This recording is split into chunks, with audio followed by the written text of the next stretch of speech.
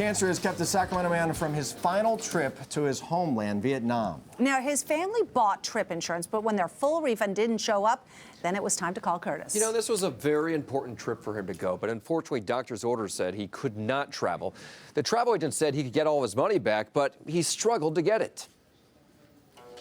A black and white photo of when a young Han Lam and his wife moved from Vietnam to the United States. It's a really old picture. Now in his 70s, suffering from pancreatic cancer, he wanted to return to his homeland with his wife and son. I want to visit my relative cousin for the last time, in case if something happened to me. But a cancer complication forced them to cancel the trip. Doctor's orders. I feel so sorry. I cannot take my wife and my son. They spent $3,000 for 3 plane tickets to Vietnam. Fortunately, they bought trip insurance, but the trip insurance company only refunded them $1,350, saying they had to get the rest of the refund from their travel agent, Sunlight Travel of San Jose, an agency they say has not refunded their money in more than 5 months. It's unforgivable. It's not what they should be doing to other people. If you want to pay a very high premium, there are policies that will allow you to cancel for any reason.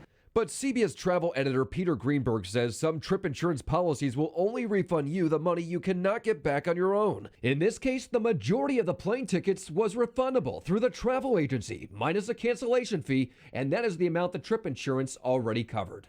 When we contacted the travel agency about the money, they apologized, saying, "We believe there was a miscommunication." They agreed to finally send the Lambs their check. Han is hopeful he'll still get to return to visit his homeland one last time. I'm happy to make my dream come true.